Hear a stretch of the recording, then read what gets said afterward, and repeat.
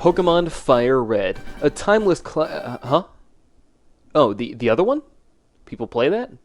Okay, well, Pokemon Leaf Green, Fire Red's unfortunate twin brother who has never been as famous. It's basically the same game, but with an inferiority complex. And today I'll be showing you my attempt at a hardcore Nuzlocke of a Gen 3 game. The third time in a row. If you couldn't tell, I'll be switching generations next time around. Well, back on topic, I of course wouldn't be doing any normal Nuzlocke this time. No, we'll be jumping back in with restricted runs, and using what I feel is a very underutilized type. Poison. I mean, seriously, when was the last time you saw anyone give any rep to the poison type at all? Despite how many of them flooded the Gen 1 market, not many of them struck the same chords as other types. Which, I mean, when your monotype representatives are muck and wheezing, it's not entirely their fault. But don't worry, I'm here to show the entire world that poison types are pretty alright. It's no bug type, but there's plenty of cool ones to be seen. But of course, before we begin, I must ask for a second of your time. As you know, this channel is full of interesting and unique content. So of course, please support this fledgling channel by liking, commenting, and subscribing. Maybe even tell the cool kids in the neighborhood and they'll let you use their pool once they find out you watch my content. Just saying. Now, let's begin. As always, we begin at Mom's house. We skip outside and avoid basic safety before Professor Oak drags us back in by force, where we're given a choice of a free starter Pokemon. Unlike most restricted runs, we won't be slamming our first pal in the garbage. And instead, we get to pick and keep Scruggs, the Bulbasaur. His entire line is grass poison, so he'll be a staple member of this team going forward. We quickly stomp all over our rival, deliver Oak's parcel, and then go out hunting for our next team member. Now you may recognize this next fella, Drill Bill. She actually moonlighted as Jonah in the Bug Challenge, but she's back as a supporting member of this cast this time around. I quickly evolve her into a Beedrill and we stomp over to Brock's gym. These two are the only mons we have access to before it, so they'll be fighting Brock alone. Not that that's a problem, because unlike the bug-only run, we've got an Oko machine named Scruggs who pimp slaps Brock out of his own gym. Yeah, as it turns out, when you're not stuck with two early game bug types using non-stab weak moves, the game tends to be a little easier. With a badge in hand, I head east through the classic 30 trainers just hanging around before I find our next team member, a female Nidoran named Holly, who will soon be our GOAT for a while. Any Gen 1er watching this video knows exactly where this hype train is going. But before that, we catch ourselves another friend, a Zubat that I named Sharps, who I forcefully drag out of his goon cave so that he can do something with his life. While combing over said cave, I finally find a hidden treasure I was looking for. You see, unlike Johto, Kanto is very stone-free, and basically gifts the player a Moonstone in the accurately named Mount Moon. This means that we can immediately evolve Holly into her final form, a Nidoqueen, who's about to girl-boss Kanto submission with one hand tied behind her back. Now, I'd be lying to you if I said this challenge wasn't a thinly veiled excuse to use the Nidos in a challenge run, but I mean, come on guys, who doesn't love the Nidos? I mean, they learn literally almost every TM. Like, if they might need it, they learn it. I never get to use move pools this deep, and it feels nice to do it for once. But of course, that will only be a real prospect later on. For now, it's time for Misty, and just like with Brock, Scruggs destroys her with Grass Stab. Man, Razor Leaf is such a cool early game move, I sure would be really happy if I had to use it for the entire rest of the game. That would be super neat. Ignoring that bit of molding, I blast past Nugget Bridge and nab me a Bellsprout. I name it Lucky, and, well, they're just an unfortunate soul. You see, Victory Bell is effectively a shitty Venusaur, so I'll be using them as a TM slave. Yeah, sorry to any Bell fans out there. I get the SSN ticket from Bill before blasting over to Vermilion City, where I smoke my rival, do questionable things with the captain, and exit into Surge's gym. It's here that I solve the gym puzzle once more, and then we begin to fight with Surge proper. Thankfully this time around I've got a ground type named Holly, who easily body slams her way through this battle, destroying Surge's Pokemon easily. If you couldn't tell by now, the early game of this challenge is straight chump change. The first 3 gyms have been literal breezes, and Erica isn't about to change that. I promise you, difficulty ramps up with some of the later fights, but for now, bear with me. I decide that I don't want to run through Rock Tunnel blind ever again, so I run into Diglett Cave so I can grab Flash at the end. After getting it, I whip around and spam repels all the... Wait, what?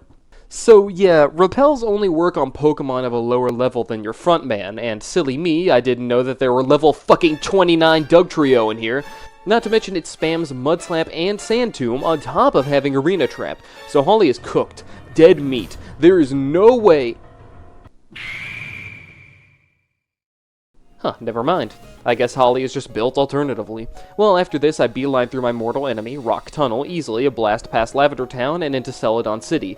I immediately run into Erica's gym, stomp all over her, and because in classic me fashion, my team is more than ready to beat up a bunch of grass types. I raid the city for free shit, grab a shitload of TMs for Holly and her future teammate, and then I descend into Team Rocket Hideout. I mollywop about 102 rocket grunts, struggle with the arrow puzzle I've done like 20 times, and go tell Giovanni to piss off. I then run out of there with all the loot I can manage to grab, including a second moonstone. I then loop back around to Lavender Town and begin the climb towards the top. It's here that I laid the beat down on my rival, who had it coming for all the pain he gave me during the bug run, and I finally find a wild ghastly that I catch and name Potato.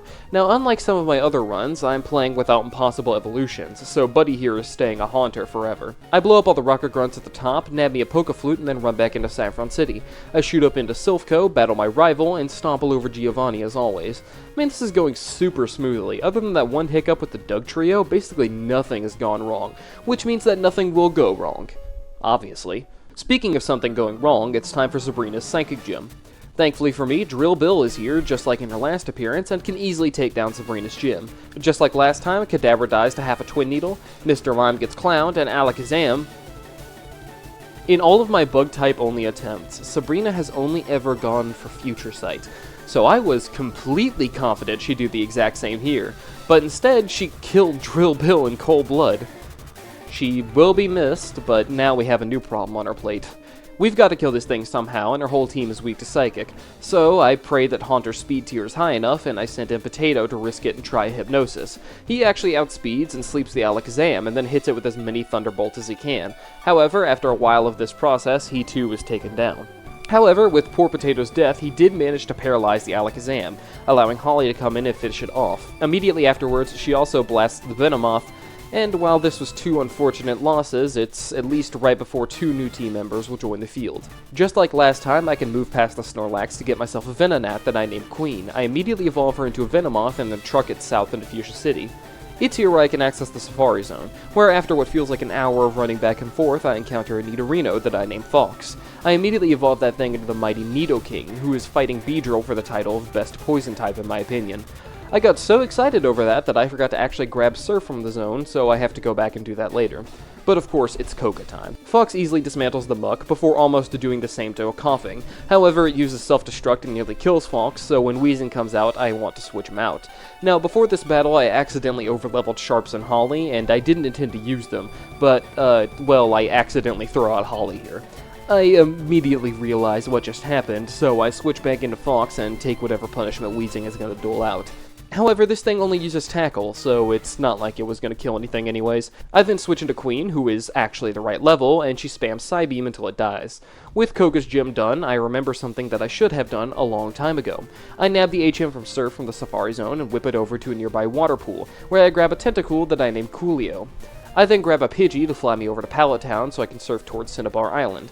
I skip past as many trainers as I can along the way before finally arriving at that town.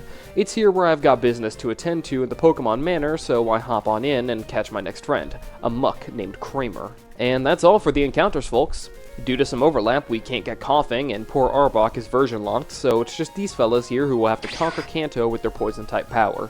But before we do any real shit, we've got a fiery old man to beat on beforehand. I solved the quiz to get into his gym room before approaching him to seek vengeance for the trouble he caused me in the bug run. I will once again save you some time. Coolio just absolutely cleans up this gym. Violent Surf Spam absolutely destroys Blaine easily, and we have ourselves a free 7th badge. So, now I can finally leave the gym, accidentally agree to go to the Sevi Islands again, which almost makes me turn off my fucking computer. Game Boy. I almost turned off my Game Boy. I then suffer through the pains of the Sevi Islands, clap Hypno's cheeks, and manage to cleanly escape them, finally releasing me from that living hell. Now it's finally time to deal with Giovanni once and for all, and man, Giovanni is just a joke. The only time I could see myself struggling with this fight is in like a rock-only run, and even then right on Learn Surf, so it's not like it's impossible. Yeah, Giovanni gets taken to the cleaners by Coolio and his Surf Spam, earning us an 8th badge with ease.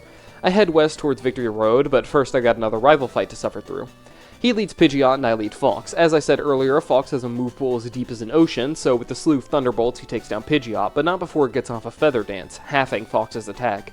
Because of this, when Alakazam comes out, Fox can't one-shot it with Earthquake. I go for 2 anyways, and despite getting Thunderbolt disabled and hit with a nasty Psychic, Fox takes the kill on Zam. Next out is Gyarados, and since Thunderbolt is disabled, I have to switch Fox out. I switch into Scruggs to eat a Hydro Pump before switching to Holly now that it's safe.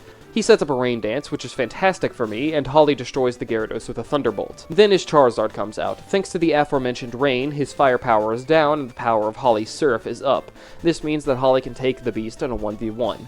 With our rival beaten, we can step through the gates and onto Victory Road.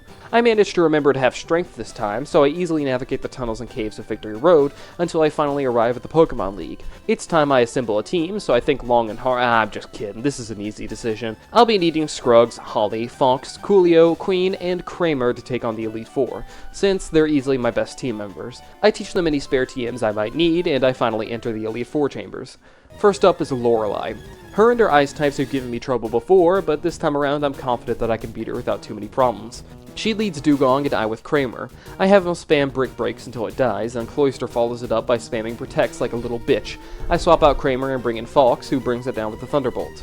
Slowbro comes out, and I somehow convince myself he's going for Amnesia, so I have Fox hit it with a Thunderbolt. It goes down to just under half, and goes for Yawn instead of Surf, which is nice. This allows me to KO it with another Thunderbolt. And then Fox falls asleep as Jinx comes out. I bring in Kramer to absorb some hits from it. Since Jinx here lacks a psychic move, he can kill her with a Sludge Bomb easily. Out comes Lapras, the biggest threat in our team, but thankfully I've got a plan for it. I swap in Coolio, who can easily take its dual stabs, and I enact my master plan. Is what I would say if Coolio didn't get shit on by RNG. Well, it's time for plan B. I send in Scruggs, who thankfully manages to bring down the beast with a slew of Sleep Powders and Razor Leafs. Thankfully for me, we scraped past Lorelei with only a little difficulty, so now it's time for Bruno. Who's a breeze? My entire team resists attacks, and even if they didn't, it's not like Bruno lands any.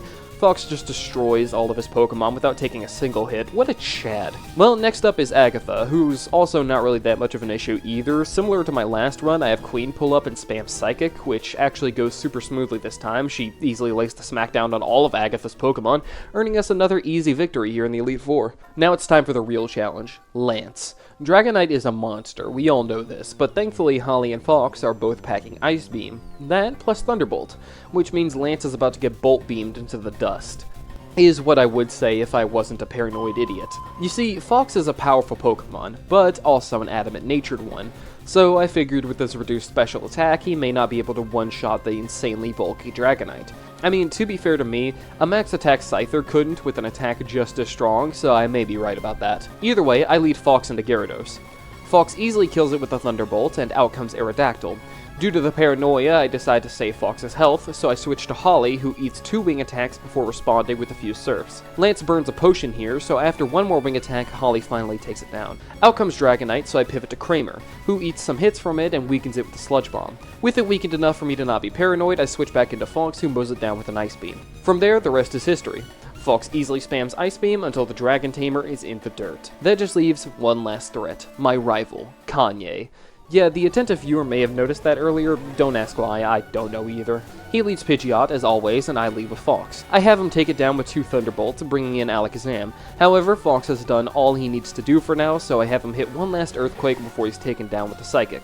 I bring out Coolio, who I'm confident is faster. Spoiler alert, he's not, but Zam just goes for Future Sight, thankfully. So this buys Coolio time to take it down, following up by surfing the Rhyhorn, and then the Executor comes out. However, I'm confident Coolio can take as much punishment as needed from this joke, so I leave it to him to land a Toxic. Oh damn, he missed. Well, he tries again. And again. He's got one more in him. Okay, so I bring out Kramer instead, who manages to kill it with Sludge Bomb. Was that so hard, Coolio? Gyarados comes out next, and I look it dead in the eyes and tell it I'd win before switching in Holly on a Hydro Pump. At this rate, I'm never beating the luck allegations. Holly takes it down with a Thunderbolt, and finally his Charizard hits the field. Holly gets hit with a devastating Fire Blast, and hanging him by a thread, she manages to hit a fairly strong Surf before going down. I bring out Kramer, and in the ultimate act of sacrifice, he uses Memento. halving Charizard's offensive stats, and now I can bring in Coolio, who easily eats a pathetic aerial ace in response with a Surf, winning the battle. And just like that, we are crowned the champion of Kanto once more, using only poison types. Thank you so much for checking this video out. I really appreciate the viewership. Whoa, whoa, whoa. Stop. Right there, idiot. Stop speaking. Yeah, hi, this is Feegull from the future, here recording a separate end segment from what I did originally, because I have a few more things to say.